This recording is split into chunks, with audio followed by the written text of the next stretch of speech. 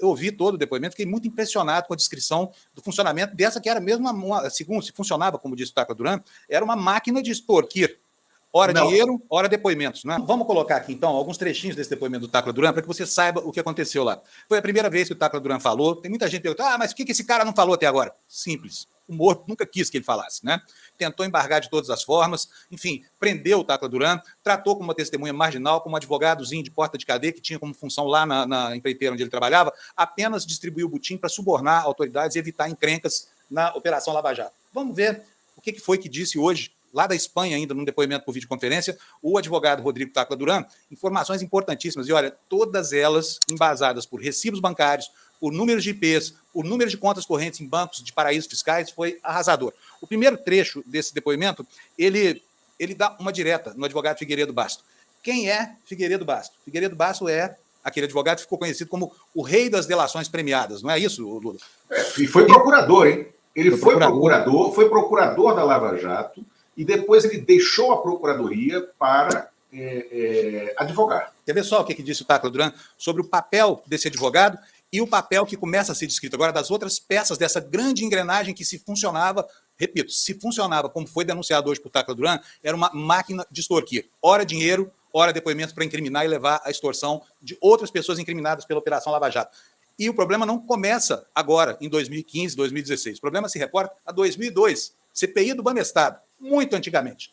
Vejam só o primeiro trecho aqui, quando ele fala sobre o que é, de maneira geral, esse esquema que seria liderado por esse advogado. Ele recebeu das pessoas que pagavam a proteção, a mesada, 750 mil, que foi através da conta do VU, entregue no escritório dele, entre outros dinheiros. E essa mesada ia para quem? Esses que eu estou tratando dos 3 do VU. Eu não estou falando do resto, porque deve ser a mesma coisa, mas eu falo sobre o que eu sei. Os 750 mil foi por conta do VU e o VU entregou ao escritório. E o Figueiredo Basto reconheceu que recebeu no escritório. Agora, se ele pagou o pai dele, se ele pagou o quitandeiro, etc., eu estou lhe dizendo os fatos que eu sei, que eu tenho conhecimento. O VU recebeu, entregou lá para isso. Agora, se o senhor Figueiredo Basto, que admitiu que recebeu, fez outra coisa, não cabe a mim investigar. Cabe eu dizer para você o seguinte, doutor Walter, como membro do Ministério Público, o fato da transferência é fato. Existem os extratos, de data, valor, número de conta. O senhor Figueiredo Basto admitiu que recebeu isso daí dentro do escritório dele. E o VU disse que pagou não só para ele, como para outros. Tá certo? É isso que eu estou testemunhando. Se a partir daí, se a partir daí o senhor quer fazer outras ilações, não tem problema. Eu só estou dizendo que não sou eu que estou dizendo isso, pois é fato provado. Vocês observarem o que ele falou, né?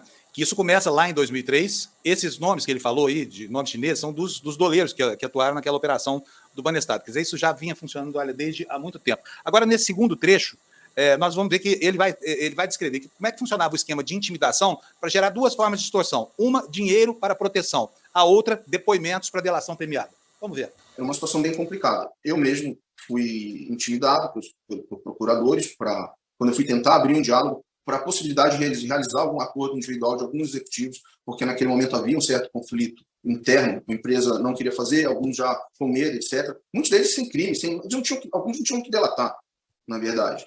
E eram forçados para não ser presos, etc. Entretanto, o que eu posso dizer assim, é o caso, por exemplo, do seu próprio Conceição, aí, que o doutor perguntou. Ele era um executivo da empresa no Equador e que, ante a ausência de elementos suficientes para celebrar um acordo, ele passou a montar, forjar prova para poder oferecer elementos aos procuradores para que se justificasse um acordo. E no Brasil, não no Equador. Essa era a regra do jogo naquele momento em Curitiba. Tem que delatar quem e o que era exigido, senão quem estava preso não tinha liberdade e quem não estava preso era intimidado e coagido intensamente para fazer o acordo. Bom, então nós temos aqui a informação dada pelo Tacla Duran de que havia esta pressão sobre pessoas implicadas na Operação Lava Jato, né, Lula? Essa pressão só acontecia quando a pessoa, segundo ele, não pagava uma mesada generosa para o advogado Figueiredo Basto, que depois era repassada, segundo a denúncia, para o procurador Carlos Fernando Lima. Vocês se lembram do Carlos Fernando Lima? Era aquele homem que toda hora estava na televisão pagando o papel aí de pai da moral, não é não, Lula? Na Operação Lava Jato. Todo mundo dizia que era o verdadeiro cérebro da Lava Jato, né? Ele tinha aquela cara de esfinge, né? Aquela barbicha, né? Parecia um sujeito muito duro. agora denunciado. E veja bem, o que me espanta, escutando isso agora com calma, porque bate totalmente com uma história que eu ouvi de um outro empresário que não tinha nada a ver com Lava Jato, tá? Nada a ver com Lava Jato, mas que foi também vítima do Figueiredo Bastos, na sua versão já advogado. Esse empresário, né, ele não tinha que fazer delação, ele não queria fazer delação. Ele dizia, eu não tenho que delatar, porque eu aceitei participar. Ele acabou fazendo, tá, uma confissão de crimes. Em outro caso, ele fez uma confissão de crimes. Só que toda semana vazava alguma coisa dizendo que ele queria delatar e vazava por Brasília. Ele não morava em Brasília. E ele me procurou. Ele disse, que diabo é que está acontecendo? Até que eu descobri. Disse, meu pai, eu perguntei, vem cá, você contratou um advogado assim, lateral à sua defesa? Ele disse, contratei.